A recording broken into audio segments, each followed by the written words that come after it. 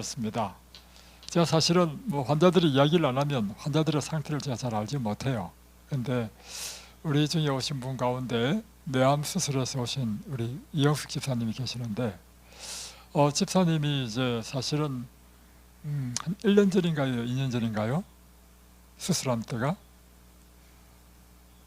6년 전에 수술했습니까? 그렇게 오래됐습니까?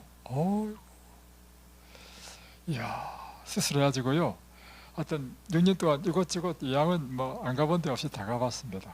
그런데 이 집사님의 어제 이야기 들은 바로는 이 임파와 관련되는 곳이 다 북득북득 이렇게 튀어나왔다는 것입니다. 그래서 어떤 요원에는 마사지 해주는 데도 있고 다양한 치료를 해주는 요양원에 있어서 그것에서 참 많이 도움을 받기는 받았는데, 이 턱 밑으로, 귀 밑으로, 여기에 이 임파와 관련되는 이 튀어나온 것이 이제 만져지는가 봐요. 이게 안 없어지더라는 것입니다. 그래서 아무래도 안 없어지는데 이곳에 와가지고 한 20일 지났나요? 지나는 가운데 이것이 점점점 줄어든다는 것입니다. 이상하다. 왜 다른 데서는 안 줄어드는데 왜 이곳에 와서는 줄어들까? 이렇게 이제 이야기를 이제 했다는 것입니다. 제가 그 이야기를 들으면서 생각해 봤습니다. 왜 여기 와서는 그게 줄어들지? 생각해 보니까요, 우리 이든밸리는 다른 곳과 좀 다른 것이 있습니다. 그것은 무엇인가 하면 이곳에서는 말씀으로 치료하는 곳이라는 것입니다. 그러니까 기본적으로 우리가 천연치료를 하지만 이 천연치료의 모든 원리도요, 하나님의 말씀으로 치료한다고 가르치는 것입니다. 예를 들면 우리가 천연치료 원리 가운데 채식, 건강식사를 한다 하는 것도요, 우리가 갖고 있는 관점과 가르치는 것은 이것입니다. 이 음식을 창조하실 때 어떻게 창조됐는가? 하나님께서 말씀으로 창조하셨단 말이에요. 그래서 우리가 이 음식을 먹는다는 의미는 단순히 식물을 먹는다는 것이 아니고요, 하나님의 말씀을 먹는 것입니다. 이해되시죠?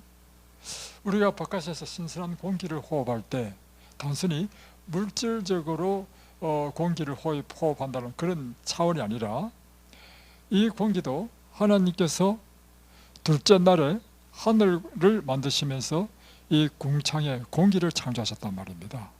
그러니까 하나님의 말씀으로 공기가 창조되었기 때문에 우리가 공기를 호흡하는 것도 하나님의 말씀을 호흡하는 거라. 그러니까 여러분이 이곳에서 물질적인 차원으로 지금 여러분이 먹고 마시고 햇볕 쬐는 것이 아니라 모든 걸 뭐와 접촉하냐면 하나님의 생명이 여러분에 들어가는 거라. 마음 먹을 때도 하나님의 창조의 생명이 이 음식을 통해서 들어가고, 호흡할 때도 하나님의 그 창조의 생명력이 이 공기를 통해서 들어오고, 그래서 이곳은 하나님의 말씀이 치료하는 것이기 때문에 좀 다르다, 이런 생각이 좀 들었습니다. 이제 저한테 전화 오시는 분이 많습니다. 가끔씩 오는데 뭐냐면 생판 모르는 사람이 전화 옵니다. 왜 전화 오느냐? 유튜브를 보고 전화 오는 사람이 많아요. 저는 유튜브가 누가든지 모르잖아요. 그리고 우리 이든밸리는 별로 인기 있는 유튜브가 아닙니다. 왜냐하면 전문적으로 건강에 대한 강의를 하는 것도 아니고, 우리 강의는 대부분 성경 강의가 주잖아요. 그런데 또 이런 걸 또 좋아하시는 분이 또 있어. 그래가지고 전화 왔는데 이런 참 재밌는 이야기를 했습니다. 자기가 이제 건강을 위해서 디톡스를 하기 위하여 엄청나게 비싼 돈을 주고 하는 곳에 가서 했답니다. 해서 2주인가 한 3주를 했답니다. 했는데 별로 그렇게 효과를 못 봤다는 것입니다. 그런데 이제 우리 방송을 이제 우연히 보게 됐는데, 우리 방송에서 참된 금식이라는 제목으로 쭉 들어보니까, 금식이라는 것이 단순히 음식을 굶는 것이 금식이 아니구나. 금식이란 내 자아를 비우는 것이 참된 금식이구나. 하나님의 말씀과 기도로 내 속에 있는 모든 쓰레기를 하나님께 우리가 금식할 때 사실은 우리 몸에서 대청소가 일어나잖아요. 우리 몸에 있는 모든 쓰레기가 청소되는 것이 대청소의 금식이에요. 우리 육신의 대청소뿐만 아니라 참된 금식은 우리 마음의 대청소가 일어나야 되는 것이 참된 금식이다. 내 자아를 비우는 것, 그것이다. 이것은 하나님의 말씀과 기도로 이루어진단 말이에요. 왜냐하면 내 속에 가정한 죄와 더러움과 허물을 언제 보게 됩니까? 하나님의 말씀을 볼 때만이 비로소 내 속에 있는 더러움이 보이고 내 속에 있는 죄가 보인단 말이에요. 그래서 여러분, 이 금식 기간 중에 여러분이 해야 될 일이 뭐냐면 하나님의 말씀을 통해서 여러분의 마음을 대청소하는 일을 해야 돼. 여러분의 자아를 완전히 비우는 일을 해야 돼. 그 강의를 가만히 듣다 보니까 야, 맞아, 이게 참된 금식이야. 이분이 막 굉장히 감동을 받았는가 봐. 그래서 전화 온 거야. 가지고 내가 이 꼭 한번 와야 되겠다고 우리 오시라고 했습니다. 언제 올지는 몰라. 또 이제 그런 분들이 많이 전화 와요. 전화 와가지고 하는 이야기가 뭐냐면 이곳에서는 말씀을 들을 수 있어서 너무 좋다는 것입니다. 근데 이제 그렇게 해서 이제 여기 오시는 겁니다. 사람들이 와가지고 하시는 말씀이 뭐냐면 유튜브로 들을 때보다 직접 현장에서 들으니까 더 감동이 더 많다는 거예요. 자, 여러 번 그런 이야기 들었거든요. 왜 그럴까요? 그 이유가 있습니다. 그 이유는 뭐냐면 제가 기도하거든요. 어떻게 기도하냐면 이 시간은 단순히 내가 이 강의하는 시간이 아니라 치료하는 시간이기 때문에 하나님께서 성령의 감동으로 제 입술을 통해서 말씀을 전하게 해달라고 기도하고, 이 말씀을 들을 때 성령께서 듣는 사람의 마음속에 역사하셔서 생명의 역사가 일어나도록 제가 기도한단 말이에요. 그러니까 이 현장에서는 실제적으로 성령의 역사가 일어나. 그러니까 마음의 감동이 있고, 이 시간은 여러분 뭐 하는 시간이라고요? 여러분이 밥 먹는 것처럼 치료하는 시간이라. 치료봉사에 보면 이렇게 있습니다. 엘렌 G 화이트 계시에 의하면 우리의 요양원은 그러므로 이 말씀을 가르치는 것과 함께 병행해야 된다. 그럴 때 하나님의 치료가 급속하게 일어난다. 이렇게 되어 있어요. 그래서 여러분, 이 다른 요양원은 모르겠습니다. 그러나 하나님의 계시를 기초로 해서 세운 요양원, 우리 이런 이든밸리 같은 요양원이 하나님의 건강 기별의 계시를 기초로 세운 요양원이죠. 이 요양원은요, 다른 일반적인 요양원과 다른 것이 있습니다. 뭐냐면 하나님의 말씀과 함께 병행하여 환자들에게 말씀을 가르치는 요양원이 되어야 된다고 했습니다. 그럴 때 환자들에게, 사실 그렇죠 여러분, 병원에서 고칠 수 있는 사람이 여기 안 오죠. 그러니까 여러분에게는 무엇이 필요하냐면 인간적인 차원의 치료로서는 안 돼.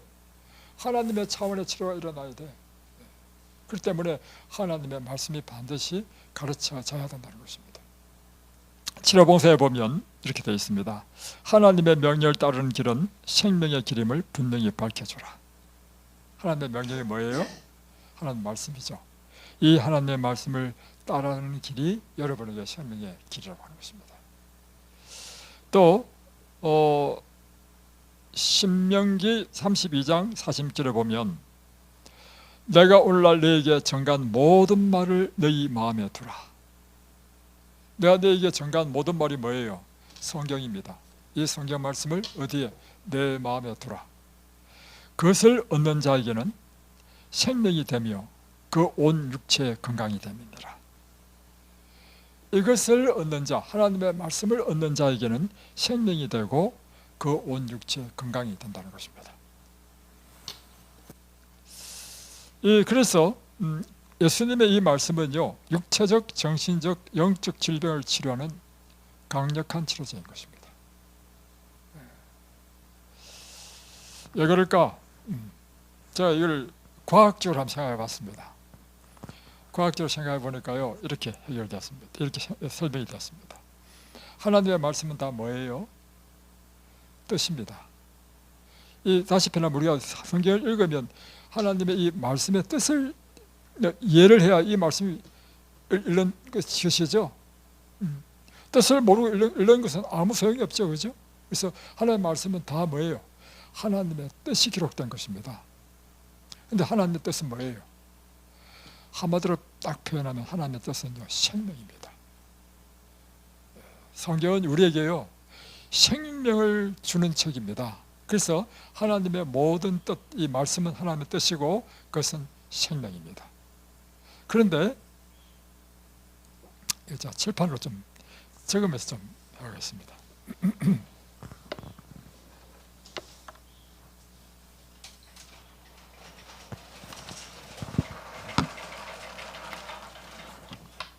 자, 여러분을 좀 설명드리겠습니다.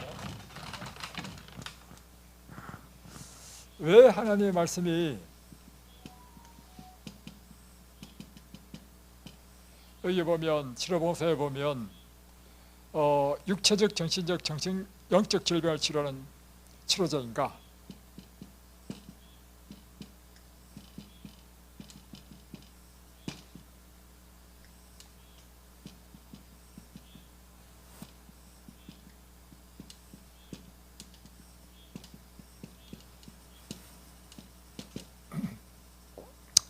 자, 하나님의 말씀이라는 것은 뭐냐면 뜻이죠.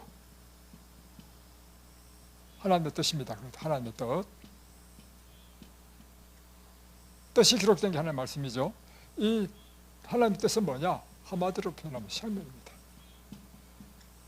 우리를 살리려고 하는 것이 하나님의 뜻이야.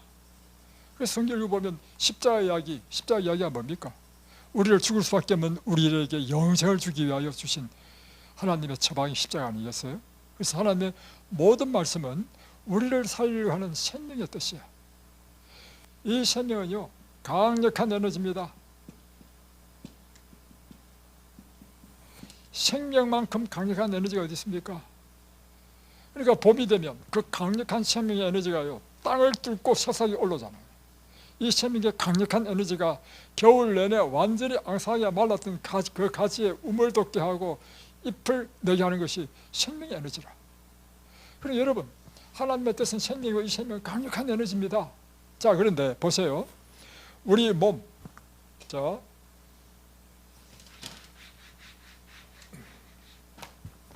우리 몸을 보면 우리 몸은 다 뭐냐면 세포로 되어 있습니다. 60쪽에. 근데 이 세포를 보면 세포 속에 뭐냐면 핵이 있어. 이 핵에 뭐냐면 유전자가 있어요. 유전자. 사람의 모든 기능은요, 사실 알고 보면 세포 핵 속에 있는 이 유전자의 기능에 의해서 우리가 이 지금 말하고 보고 생각하고 느끼고 다 한단 말이에요. 이 유전자는 무엇에 반응하냐면 뜻에 반응해요. 뜻은 두 가지 뜻이 있습니다. 살리는 생명의 뜻이 있고 죽이는 사망의 뜻이 있습니다. 사망의 뜻이 오면요, 사람이 팍 죽습니다. 예를 들면 갑자기 좀 말이 좀 너무 극단적이지만 뭐 누가 죽었다 하는 이런 사망의 뜻이죠. 죽었다는 말만 들어도요, 특별히 암 환자 같은 경우에는요, 마음이 어둠이 팍 몰려옵니다. 그러나 생명의 뜻은요, 사람을 살립니다. 그러니까 하나님의 이 말씀은요, 생명인데 강력한 생명 에너지가 우리 유전자에게 강력한 생명의 뜻을 공급해요. 그러니까 꺼져 있는 유전자가 다 불이 켜져. 비정상적으로 진행하는 유전자가 다 정상이 돼버려. 그래서 하나님의 말씀은 실제적으로 우리 몸의 유전자에 강력한 에너지로 작용한단 말이에요.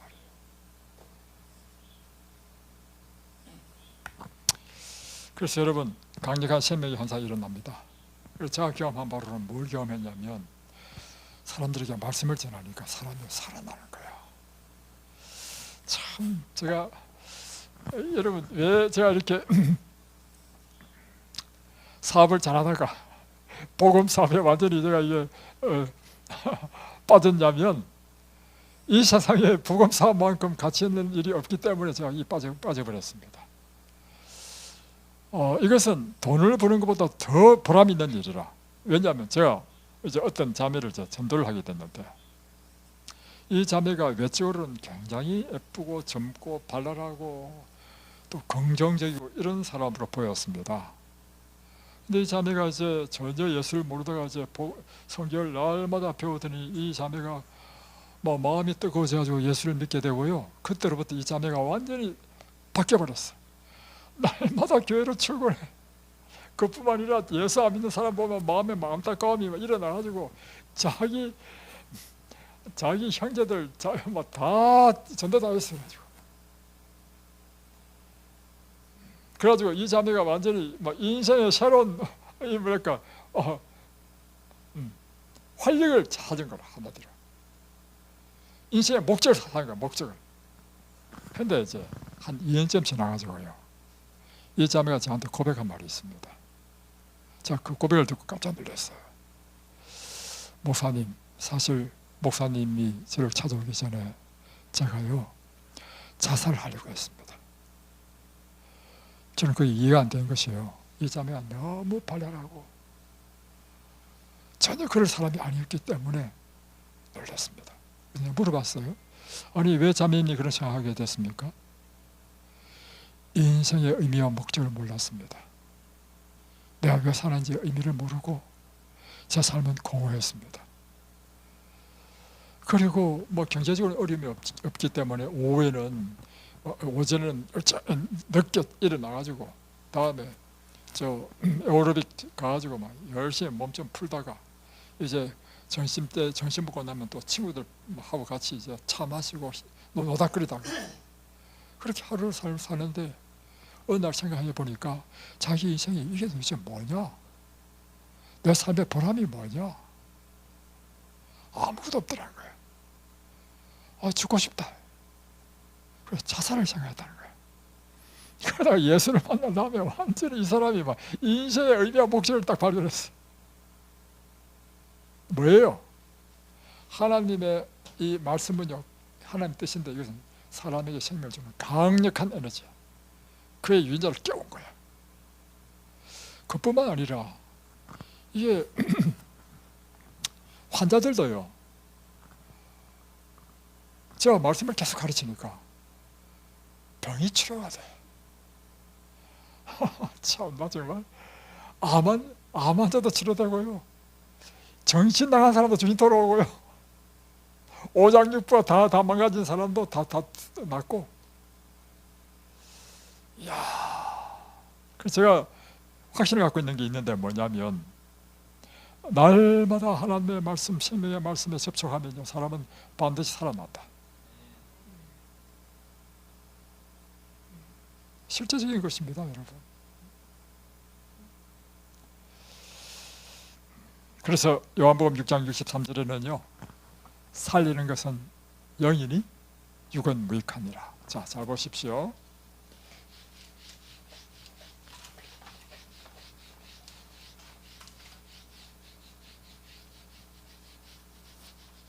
그래서 여러분은요, 지금 여러분 몸에 어떤 일이 일어날지 여러분 모르지만 분명한 사실이 있습니다. 여러분 몸에는 이 순간에도요, 이 말씀을 듣는 순간 놀라운 생명의 일이 일어나고 있습니다.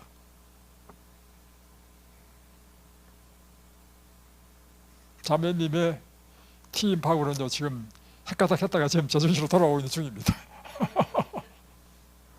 자간면역 질환이 원래 그런 거야.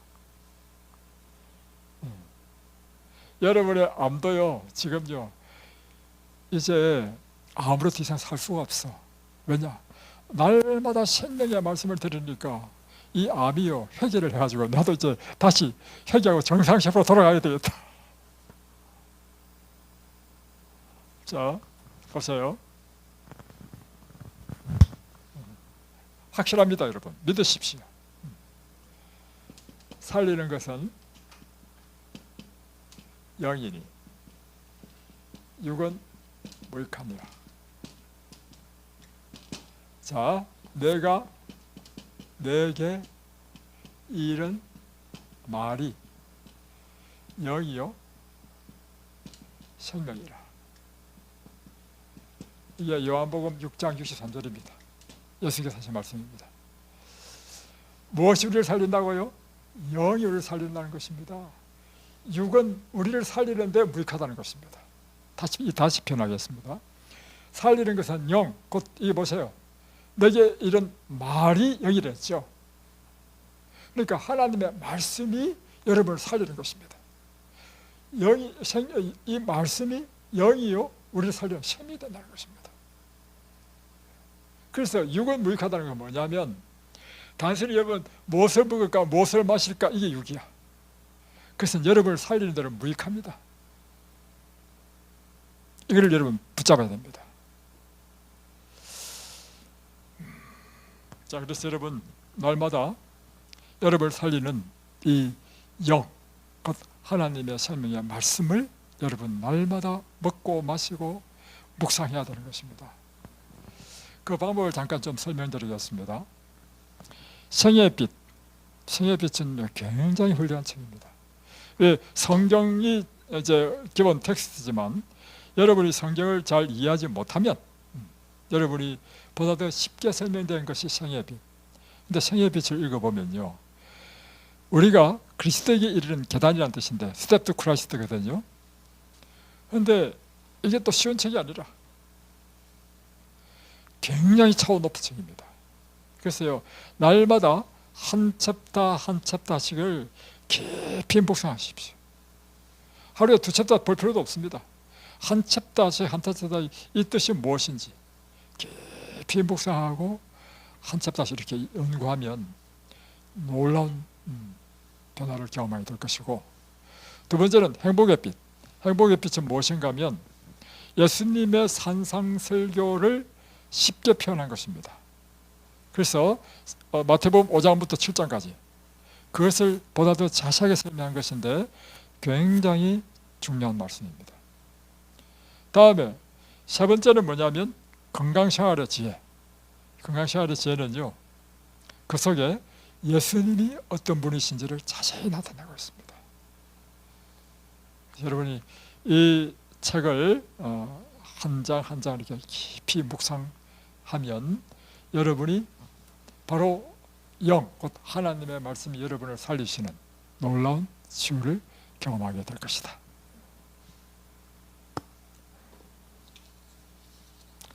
자, 오늘 성경 공부는요, 드디어 열왕기상 18장으로 넘어가겠습니다. 갈멜산에서의 엘리야를 보겠습니다.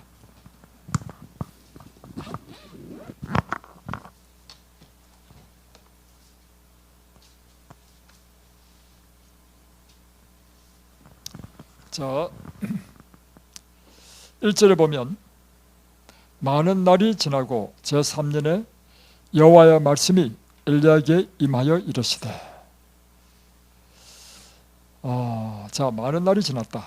얼마나 지났느냐? 제3년에, 그러니까 3년 동안 비가 안 왔다는 것입니다. 가물었다는 것입니다. 이제 그때 다시 하나님께서 엘리야에게 명령하시기를 너는 가서 아합에게 보이라. 내가 비를 지면에 내리리라. 이제 너는 아합을 만나라. 그리고 내가 다시 이 땅에 비를 내려주겠다. 이것입니다. 여러분, 3년 동안 이스라엘 땅에 비도 내리지 않고 이슬도 내리지 않았다. 저는 사실 상상이 안 갑니다. 왜냐하면 3년 동안 비가 안 났으면요 살아남는 게 한 개도 없었을 것입니다. 그런데도 이 땅에 살아남아 있다는 것 자체가 저는 이해가 잘 안 되고, 그 헐몬산에서 눈이 녹아가지고 그 물이 계속 흘렀는지 모르겠습니다. 나중에 보면 뭐 재단에 물도 붓고 하는 거 보면 물도 또 있었던 것 같고, 사람이 물이 있어야 살고 양식이 있어야 사는데 이렇게 비가 오면 곡식이 도저히 될 수 없으면 3년치 양식을 어떻게 구해? 하여튼 저는 이해가 잘 안 되지만 하여튼 간에 3년 동안 가문 그 상황은 아주 처참한 상황이 되었으리라고 생각됩니다. 그러니까 아합왕이 누구에 대해서 이를 팍팍 갈겠습니까? 이 엘리야 때문에 지금 비가 안 온다. 그래서 엘리야에게 이를 팍팍 갈면서 엘리야를 찾으려고 군사를 풀어가지고 이곳저곳을 다 찾았는데도 불구하고 못 찾고 있는 상황이었습니다.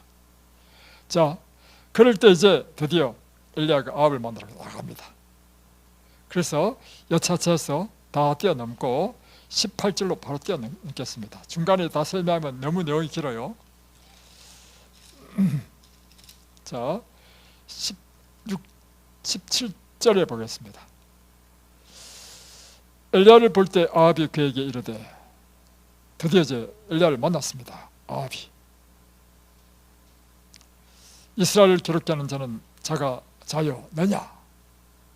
그러니까 아합은 이 가뭄과 기근의 모든 책임은 누구에게 있다고 지금 생각하고 있습니까? 엘리야에게 있다고 생각하는 것입니다. 그래서 네가 이 이스라엘을 괴롭게 하는 자냐? 너냐? 이런 뜻입니다.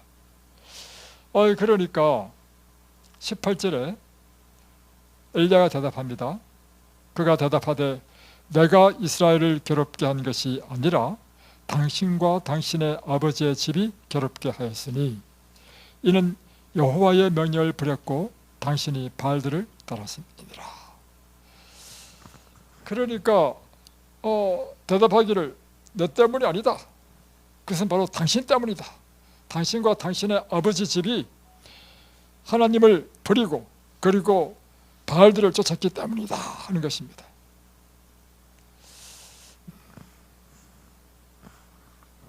여러분, 하늘에 비가 안 오는 이유는요, 우리가 하나님을 버리고 우리가 범죄하게 되면 비가 안 오도록 되어 있습니다. 그것은 신명기서에 보면 나옵니다. 신명기서 11장으로 넘어가겠습니다.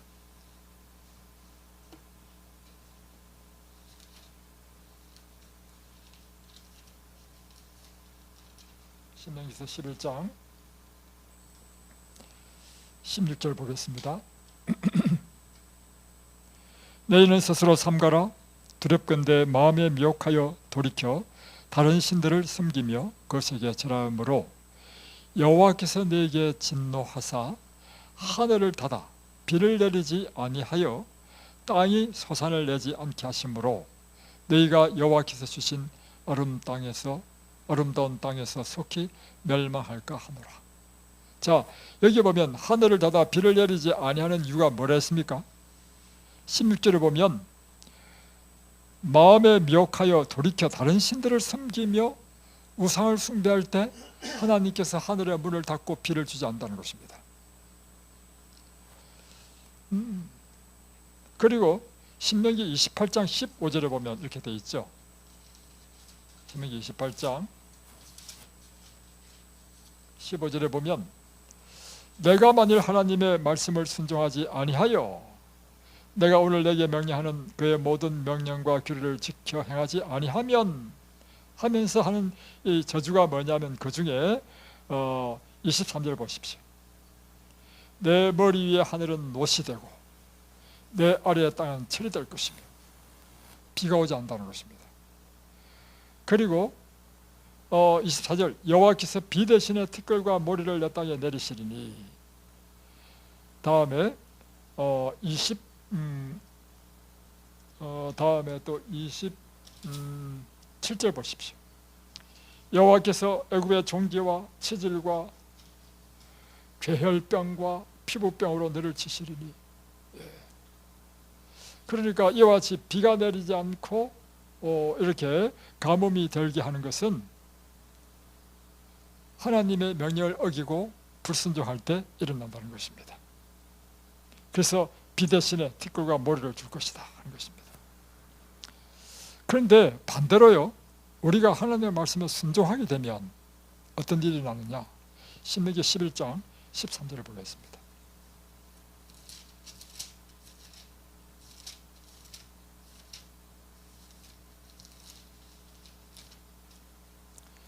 내가 오늘 너희에게 명하는 내 명령을 너희가 만일 청종하고 너희의 하나님 여호와를 사랑하여 마음을 다하고 뜻을 다하여 섬기면 여호와께서 너희의 땅에 이른 비와 늦은 비를 적당할 때 내리시리니 너희가 곡식과 포도주와 기름을 얻을 것이요. 그러니까 성경은요, 우리가 하나님의 말씀을 버리고 우상을 숭배하면 하늘은 문이 닫혀버리고 하늘은 노시 되고 땅은 철이 될 것이다. 그러나 우리가 하나님의 말씀을 순종하게 되면 이 땅에 이른 비와 늦은 비를 시후에 따라 적당하게 비를 내려주셔서 곡식과 포도주와 기름을 얻게 될 것이다 하는 것입니다. 그러니까 여러분, 이 세상에 비가 오고 안 오고는 무엇이 달렸습니까? 우리가 하나님 앞에 순종하느냐 불순종하느냐, 하나님을 사랑하고 그분을 숨기느냐 아니면 하나님을 버리느냐에 따라서 결정된다는 것입니다. 예, 그래서 실제적으로 지금 아합과 이스라엘 백성들이 이와 같이 하나님을 버리고 우상을 숭배하니까 3년 동안 하늘이 닫혀버렸습니다. 비가 오지 않았습니다. 근데 이것이요, 그 시대뿐만 아니라 이 시대도 마찬가지입니다. 예를 들면 똑같은 이 대한 이 나라에서도요, 북한은요 매년 가뭄 기근 작물이 안 돼. 남한은 매년 풍년이 들었어요. 그 차이가 뭔지 아십니까? 북한은 하나님을 안 믿어. 국가적으로 배도해. 그러다 우상 숭배, 그 김일성, 김정일, 사람을 숭배하는 이런 아주 극악무도한 나쁜 짓을 해. 그래 하나님이 이 땅에 노상 가뭄과 기근으로, 보세요, 북한 사람들은 노상 배굶고 굶어 죽잖아요. 그러나 남한은요, 하나님을 믿는 사람이 1000만 명이 넘어. 어떻게 믿든 간에 하여튼 간에 이것은요 법칙인 것입니다.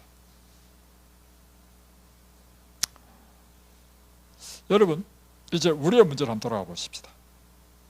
지금 이스라엘 백성은 지금 비에 대한 문제라고 한다면, 오늘 여러분의 문제는요 질병의 문제죠.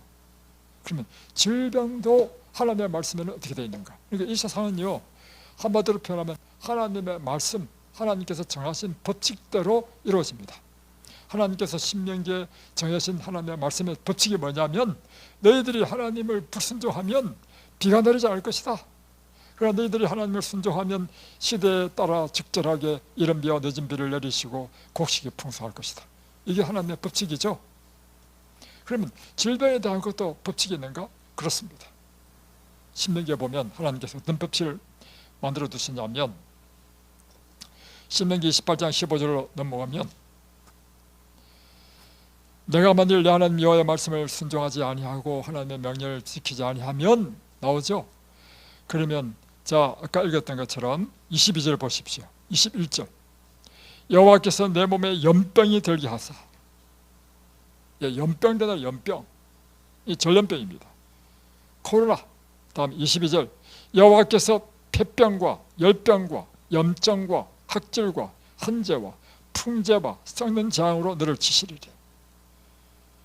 또 27절, 여호와께서 애굽의 종기와 치질과 계혈병과 피부병으로 너를 치시리니. 28절, 미치는 것과 정신병이죠. 눈 머는 것, 장님되는 것, 정신병으로 치시리니. 여러분, 지금 보세요. 비가 오고 안 오는 것도 우리가 하나님의 법도에 따라 사느냐 안 사느냐에 따라서 결정되고, 우리의 질병도 하나님의 말씀에 불순종하고 내 뜻대로 살고에 의해서 이와 같이 우리가 병이 들었다는 것입니다.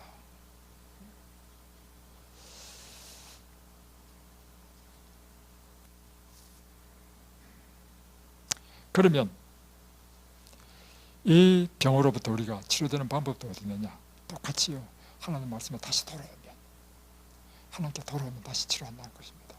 이것이 신명기 7장 11절에 보면, 그런즉 너는 오늘 내가 너에게 명하는 명령과 규례와 법들을 지켜 행할지라. 15절, 여호와께서 또 모든 질병을 내게서 멀리하사 너희가 하는 애굽의 악질에 걸리지 않게 하시고. 여러분이 질병에 걸린다 할지라도 하나님께 다시 돌아오면 모든 질병으로부터 여러분을 치유해 주신다는 것입니다. 그리고 출애굽기 15장 26절에 보면, 내 말에 귀를 기울이고 내 복에 의를 행하며 내 계명을 지키고 순종하면 애굽에 내린 어떤 질병도 내게 들리지 않게 할 것이며, 혹 너희가 그 질병에 걸렸다 할지라도 나는 너희를 치료하는 여호와입니다. 이게 법칙입니다. 오늘 이스라엘 백성이 왜 3년, 이스라엘 이 나라에 왜 3년 동안 이렇게 기근이 들었는가? 왜 비가 안 왔는가? 신명기에 하나님께서 말씀하신 그 말씀이 이루어진 것입니다. 오늘 내가 왜 병이 들었는가? 신명기에 말씀하신 그 말씀이 나한테 이루어진 것입니다. 뭐 어떻게 하면 비가 오는가? 다시금 신명기에 말씀한 대로 이제 우리가 하나님께 돌아오면 하늘에 비를 내리고요, 다시금 우리가 하나님께 돌아오면 우리 몸의 질병이 어떠하다 할지라도 하나님께서 치료해 주신다는 것입니다.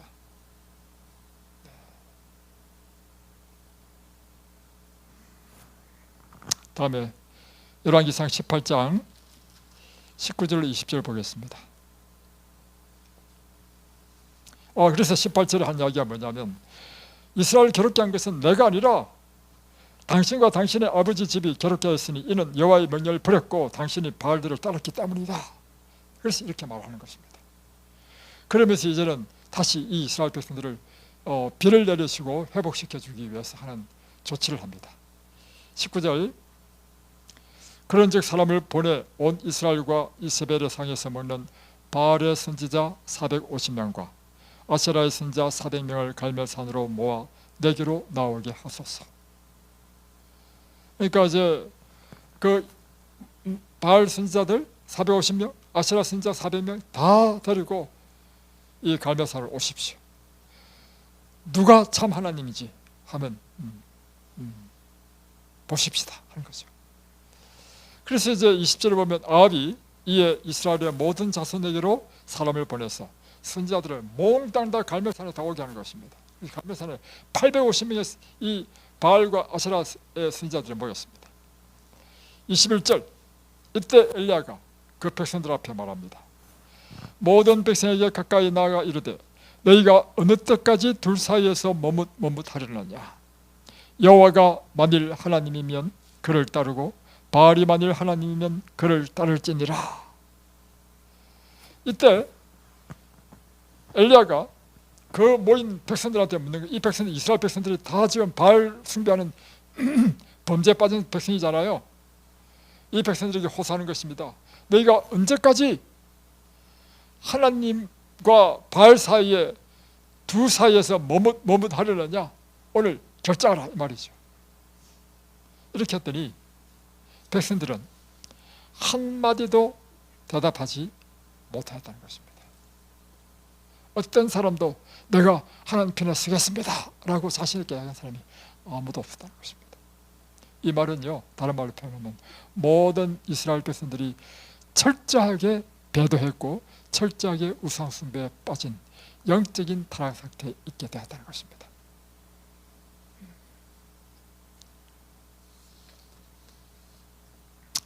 선지자왕 147페이지는 이렇게 기록하고 있습니다. 치명적인 배도는 일시에 그들을 둘러싼 것이 아니었다. 그것은 그들이 여호와께서 보내신 경고와 책망의 말씀을 거듭 거절함으로 인해서 점차적으로 이루어졌다. 여러분, 배도라는 것은요, 갑자기 되는 게 아닙니다. 점점 해서 완전히 타락하게 되는 것이라는 것이죠. 그들이 선행에서 떠날 때마다, 회개하기를 거절할 때마다 그들의 죄를 더욱 깊게 하였고 점점 하늘로부터 멀리 떠나게 되었다. 이것은 오늘 우리에게 굉장히 중요한 말씀을 던지고 있습니다. 다시 표현하면 우리가 평상시에 하나님의 말씀대로 살겠다는 확고부동한 자세가 없으면 우리 자신도 모르게 점점 죄악에 깊이 빠지게 된다는 것입니다.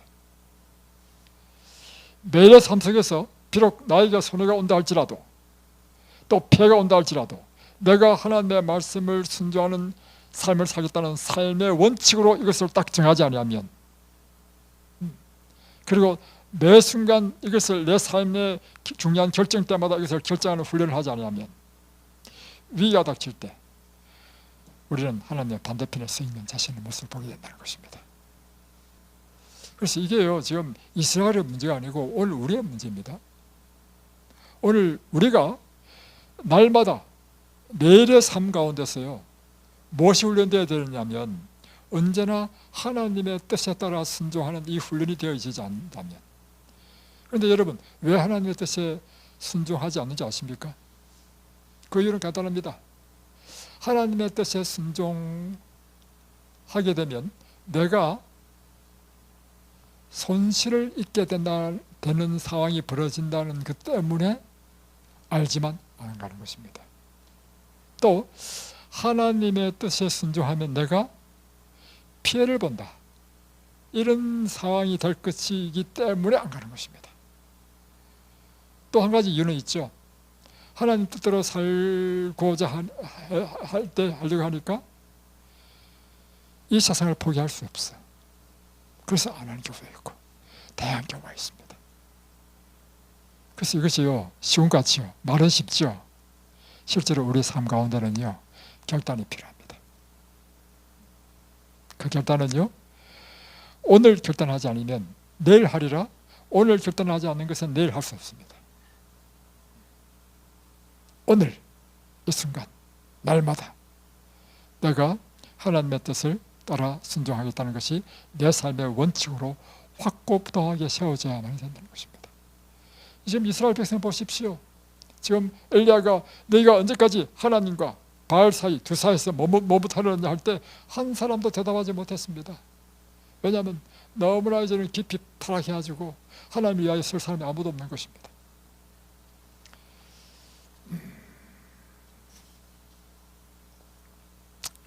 그리고 이스라엘 백성들이 두 사이에서 방황했듯이 오늘날 많은 그리스도인들이 하나님과 세상 사이에서 머뭇하며 방황하고 있습니다. 그것은 하나님을 섬길 것인가, 세상 재물을 섬길 것인가 하는 두 사이에서 머뭇거리기도 하고요. 또 하나는 하나님 뜻대로 살고 싶은 마음의 소원도 있습니다. 그러나 또 한편의 마음은 무슨 마음도 있냐면 세상적으로도 뒤지지 않고 인생을 적당히 즐기며 살고 싶은 욕망도 있습니다. 그래서 이 두 욕망 사이에 머뭇거리며 방황한다는 것입니다. 또 하나는 말씀의 원칙에 따라 살아가고 싶은 마음이 있습니다. 그러나 또 다른 한편으로는 세상의 죄악된 습관을 완전히 떨쳐버리지 못하고 자기를 합리화시키는 죄된 모습을 가지고 있는 자신의 모습도 있다는 것입니다. 여러분, 우리가 만약에 이스라엘 백성들처럼 이와 같이 이스라엘 백성들에게는 하나님과 바알 사이에 머뭇거렸지만 우리는 실제적으로 하나님과 세상의 재물, 하나님과 세상의 영화, 하나님과 내 욕망 사이, 이런 사이에 두 사이에 머뭇거린다고 한다면 오늘 단호하게 우리는 하나님을 선택해야 된다는 것입니다. 어떻게 할 수 있는가? 간절히 기도하고 하나님께 매달리고, 이래서 우리 속에 있는 거칠고 모난 인간의 이 잘못을 우리가 치료받을 수 있는데, 그러나 만약에 우리가 결함으로 이와 같이 하나님께 간절히 기도하는 이 기도를 하지 않으면요, 결단을 내리지 못한다는 것입니다. 늘 급한 일에 쫓기면서 충분하고 정말 깊은 말씀 연구, 열렬하고 간절한 기도 생활 한번 해보지 못한 채 그저 하루하루 바쁘게 허덕이며 쫓겨 살다가는 이 세상 시루에 떠내려가는 인생이 된다는 것입니다. 열심히 신앙하고 또 우리의 삶이요, 육신적으로는 아주 부지런하게 살고 있는데 영적으로는 게으른 삶을 살 수도 있습니다. 열심히 신앙하고 싶은 우리의 욕망과 주변의 여건 사이에 주저하고 머뭇거리는 우리에게 엘리야는 다시 우리에게 도전합니다. 너희들 어느 때까지 두 사이에서 머뭇하려느냐. 엘리야처럼 확고한 믿음에 바로 서기 바랍니다. 우리 서우정 씨가 침례 받기로 결심을 했대요. 그래서 우리 8월달에 하십시다. 8월달에. 예, 아주 참. 그래서 여러분이 이 말씀을 가슴 속에 깊이 새기시면서 여러분이 하는 편에 굳게 서게 되시길 바랍니다. 이제 그 다음에 나오는 것이 갈멜산을 결투죠. 여기서 보면 850명과 1대 850명의 싸움이 있습니다. 그래서 이제 어떤 시험을 하느냐면 송아지를 제물로 잡고 먼저 850명인 이 바알 제사장과 아스타롯 제사장이 먼저 그들의 신의 이름을 불러라. 만약 그들이 참신이면 하늘에서 불이 내려와서 이 제물을 사르게 된다면 그것이 참 하나님이신다. 나는 내 여호와 하나님 이름을 부르겠다. 그래서 어느 재물에 하나님께서 불을 내리시는지 보고 불을 내리시는 그 신이 참신이다 하는 거예요. 그러니까 너희들이 숫자가 많으니까 먼저 하라 했습니다. 그러니까 이 바알 제사장과 아스타롯 제사장이 막 소리를 지르고 막 빙빙 돌고 아무리 부르고 시간이 지나도 응답이 없어. 그러니까 이걸 보면요, 이 엘리야가 조롱합니다. 야, 너희 신이 지금 주무시는가 보다. 좀 더 큰 소리로 좀 깨워라.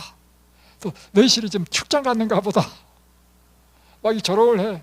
그런데 문제는 아무리 그들이 막 들고 뛰고 이렇게 해도 아무런 일이 일어나지 않아요. 나중에는요, 이 바알 신들은 뭐 하냐면, 제사장들은 자기 칼로 자기 몸을 상해합니다. 피를 철철 흘리면서 고래고래 고함을 질러 하다가 한 오후 3시쯤, 저녁 제사 드릴 점이라고 해서 오후 3시입니다. 몇 시간 동안 하니까 지치잖아요. 지쳐서 전부 다 푹 이제 주저앉았습니다.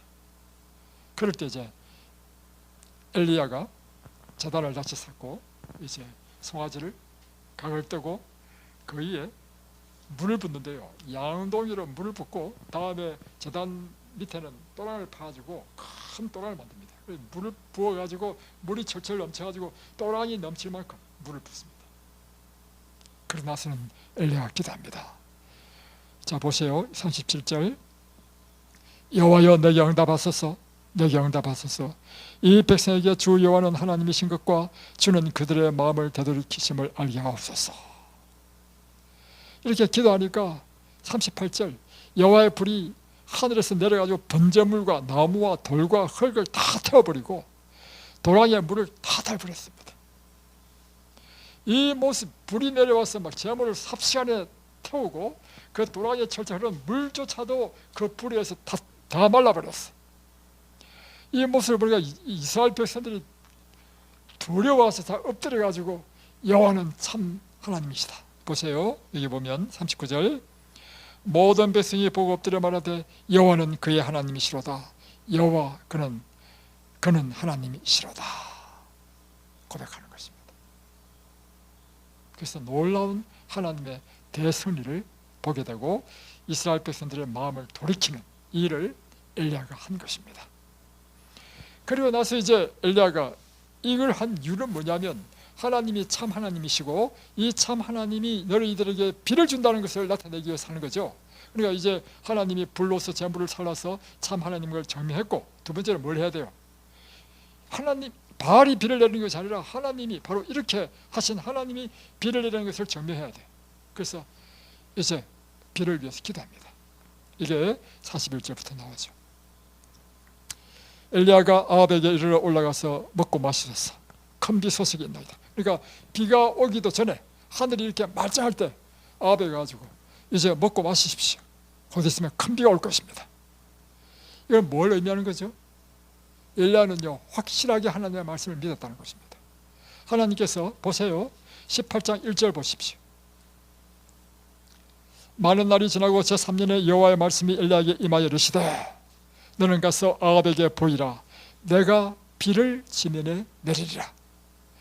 엘리야는요, 하나님께서 한번 말씀하시면 그 말씀을 확실하게 믿었다는 것입니다. 그러니까 비가 있지 않는 맨 하늘을 보고도 하는 이야기가 뭐냐면 큰 비가 올 것입니다 하고는 이제는 엘리야가 뭘 하냐면 비를 위해서 하나님께 기도하는 거예요. 자, 그것이 42절에 있습니다. 그래서 아합은 그 말을 듣고 먹고 마시러 올라간 때에 엘리야가 갈멜산 꼭대기로 올라가서 땅에 꿇어 엎드려 그의 얼굴을 무릎 사이에 넣고, 자, 기도하는 모습을 보니까 저는 잘 이해가 안 됩니다. 잘 보세요. 엘리야가 갈멜산 꼭대기에 올라가서 땅에 꿇어 엎드렸습니다. 그런데 그의 얼굴을 무릎 사이에 넣었다 했습니다. 자, 이 그림을 그려볼게요.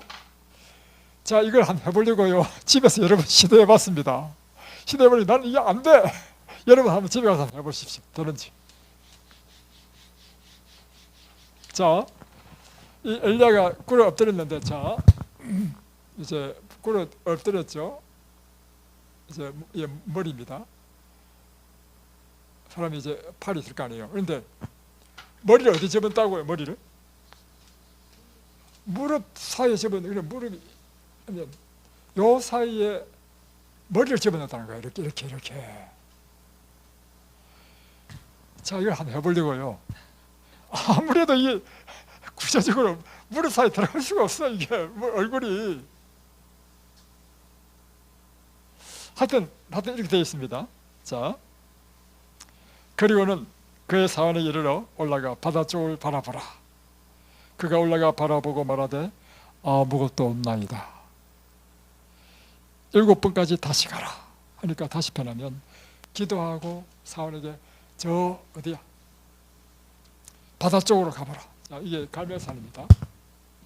갈멜산 꼭대기에서요, 사원에게 저 하늘을 보라. 구름이 없습니다. 또 2번째 기도하고 나서 또 보라. 없습니다. 3번째 또 기도했어요. 보라. 없습니다. 몇 번요? 7번까지 기도했습니다. 7번째 사원의 아이가 손바닥 같은 작은 구름이 일어났습니다 하니까 요 말만 딱 듣고는 됐다. 큰 비가 온다. 아니야 다를까요? 조금 후에 구름과 바람이 일어나서 하늘이 캄캄해지며 큰 비가 내리는지라. 이렇게 해서 뭘 정리한 거죠? 하나님만이, 여호와 하나님이 참 하나님이시다는 걸 나타낸 것입니다. 여호와 하나님이 재물을 불로 사는 것을 보여주셨고, 2번째는 비를 내리시는 분은 너희들이 믿는 바알이 아니다는 것을 지금 보여준 거예요. 하나님이 이 천지, 이 모든 만물에게 생명을 주시는 분이시다. 이걸 보여준 것입니다. 자, 그런데 여러분에게 질문하고 싶은 게 있습니다. 뭐냐면, 왜 엘리야가 불을 달라고 기도했을 때는요, 즉각적으로 하늘에서 불이 딱 떨어지잖아요. 그런데 비를 달라고 했을 때는 왜 한 번 기도로 비가 안 왔을까? 2번째, 이게요, 단순히 엘리야가 그냥 소원을 이야기한 것이 아니고 하나님께서 약속했습니다. 18장 1절에 보면 너는 아합을 만나라. 내가 비를 내리겠다. 하나님 약속하신 거잖아요. 하나님이 약속하셨는데도 불구하고 왜 약속하셨으면 한번 딱 기도하면 비가 와야지. 그리고 한 번 해도 안 되고 2번 해도 안 되고 3번 해도 안 되고 4번, 5번, 6번, 7번 만에 비가 왔을까? 그 이유는 무엇일까? 이것입니다. 여러분, 그래서 여러분의 경험도 마찬가지 아닙니까? 저 역시 그런 경험했습니다. 하나님께서, 저는 하나님을 진짜 믿었거든요. 믿고 하나님께서 하신 모든 말씀은 반드시 이루어진다고 믿었는데 한 번 기도하니까 안 되더라고. 제가 어떤 경험이냐면, 지난번에 이야기했지만 제가 30대에 폐균이 걸려가지고요, 폐균이 걸리면 폐에 구멍이 뚫려가지고 공기가 차가지고 자, 이게 폐가 있으면 폐를 막고 있는 얇은 막이 있어요. 이렇게. 그런데요, 폐포가 다 꽈리잖아요. 꽈리 이렇게. 꽈리에 구멍이 딱 뚫리면요, 공기가 약간씩 새죠. 많이도 안 셉니다. 약간씩 새는 이 공기가 점점 모이면요, 요 막 사이에 공기가 차는 것입니다. 점점점 차면요, 폐가 이렇게 쪼그라듭니다. 이렇게. 그러면 숨을 못 쉬잖아요. 아주 위험한 상황입니다. 특별히 어디가 위험하냐면, 우리 몸에 산소를 가장 많이 필요한 것이 뇌거든요. 뇌의 산소가 부족해지면 뇌사의 위험이 있어요. 응급환자예요. 자, 이게 바로 폐기용입니다. 근데 그때 제가 사람들한테 성경을 가르치면서요, 어떻게 제가 막 확실하게 하겠냐면, 여러분의 인생의 문제가 뭐냐? 나는 확실히 믿는다. 뭐냐면, 여러분의 인생의 문제가 무엇이든지 하나님에게는 능치 못한 일이 없다. 하나님 여러분의 모든 인생의 문제를 해결할 수 있다. 나는 진짜 그렇게 믿었기 때문에 그렇게 가르쳤단 말이에요. 그런데 문제는 나한테 문제가 생길 수 있어요. 그러니까 나한테 어떤 문제가 생기냐면, 이거 병원에 가면 간단해요. 병원 가면요, 옆구리에 딱 찢어가지고요, 호스 딱 박아가지고요, 공기 쫙 빼버리면 한순간에 폐가 확 펴져 버립니다. 그리고 항생제 투여하면요, 한 며칠 만에 나아버립니다. 그런데 이걸 병원에 처치를 안 하면 어떤 문제가 생기느냐? 점점 생명의 문제야, 생명의 문제. 제가요, 저는 사실은요, 나한테 문제는 뭐냐면, 나는 내가 가르친 대로 내가 살지 않으면 나는 양심적으로 나는 이걸 용납이 안 돼. 내가 그렇게 가르쳤는데 내 인생에 문제가 생겼을 때, 내가 하나님께서는 능치 못함이 없다는 것을 내가 경험하지 않으면, 그 다음부터는 사람들에게 성경을 가르칠 때 나는 이렇게 가르칠 수 없다. 이게 내 문제야. 사람이 양심이 있잖아요, 양심이. 나는 하나님 만나야 되겠다. 저는 진짜로 어떻게 믿었냐면, 내가 하나님 진짜 그렇게 믿기 때문에 한 번 기도 딱 하면 딱 나을 줄 알았어.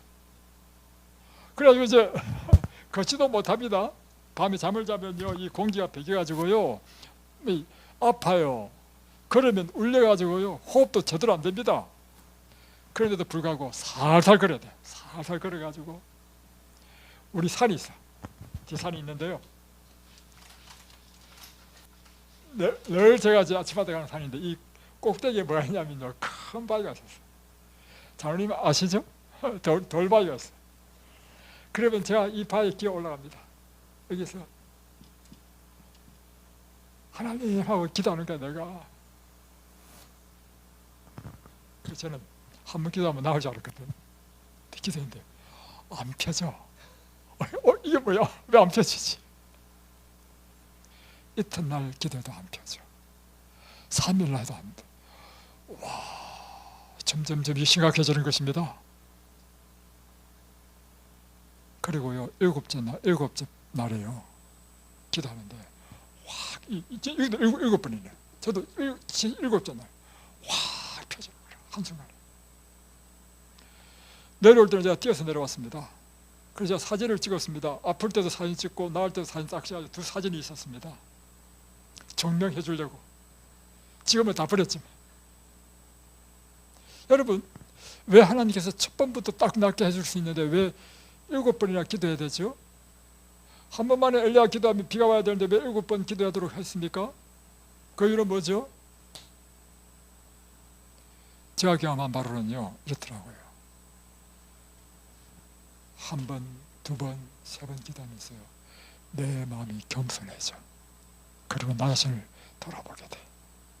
그리고요, 하나님께서 내가 그동안 살은 것을 쫙 보여주시는데요, 내가 건강한 생활을 하지 못한 것들이 눈에 쫙 보여. 그때 성경 가르친다고 제가 너무 완전히 미쳤어. 그래가지고 사업도 해야 되죠. 성경 배울 사람이 있다면 쫓아가지고 열과 또 젊었을 때는 제 목소리가 얼마나 컸는지 열정을 다해서 성경을 딱 가르치는 순간 저는요, 제가 완전히 무아증이 돼버려. 그러면서 내가 한 게 뭐냐면, 건강한 삶을 살지 않았어. 운동을 거의 하지 않고. 그런 것들을 쫙 보이는 거예요. 그래서 그럴 때마다 회개하고 고쳤습니다. 하나씩 다 고쳤나요. 비로소 깨달은 게 있습니다. 이것이 하나님의 섭리구나. 그래서 부자 선지자 보니까 왜 하나님께서 이 엘리야의 첫 번째 기도에 응답하지 않았는지 이유를 이렇게 설명하더라고. 그것은 엘리야가 비를 위하여 또 기도하고 또 기도하면서 자신을 돌아보게 하기 위함이었다. 내가 어디서 하나님께 영광을 돌리는데 실패했는가? 자신도 모르게 마음속에 내 힘과 내 능력을 자랑하는 자만심, 교만이 있지는 않았는가? 그리고 자신의 마음을 살폈을 때 그는 하나님 앞에서 자신이 점점 더 보잘것없는 것처럼 보였다. 자신은 아무것도 아니며 하나님이 전부인 것으로 생각되었다. 그리고 그의 유일한 능력의 근원이신 주님께 전적으로 매달려서 자아를 완전히 포기하는 시점에 이르게 되었다. 이것이 그의 7번 기도했다는 의미이며 바로 그때 응답이 이르러왔다. 하나님께서는 우리가 당신을 찾는 첫 시간에 우리의 기도를 응답해 주시지 않는다. 왜냐하면 그분께서 이렇게 하실 때 우리는 그분께서 우리에게 부여해 주신 모든 축복과 은총을 누릴 권리를 당연히 가지고 있다고 생각할 수 있기 때문이다. 우리가 어떤 악을 품고 있지는 않은지, 우리가 어떤 죄에 빠져 있지는 않은지 우리의 마음을 살피는 것이 필요하기 때문이다. 엘리야는 자신이 영광을 취하지 않게 될 그런 상태에 이를 때까지 자신을 낮추었다. 이것이 주께서 기도를 들어주시는 조건이다. 왜냐하면 하나님만이 영광을 받아야 하기 때문이다. 여러분, 여러분의 인생에 문제 있을 때 기도하십시오. 기도는 우리에게 능력 있는 삶을 살게 하는 비결입니다. 그런데 이 기도는요, 한 번 기도해서 되는 게 아니라는 것입니다. 엘리야처럼 기도하고 또 기도하고 기도하도록. 그러면서 변화되는 건요, 하나님이 바뀌는 것이 아니고요, 여러분 자신이 바뀝니다. 기도하시겠습니까? 기도하실 때 엘리야처럼 이렇게 끈기 있게 기도하시겠습니까? 기도하겠습니다.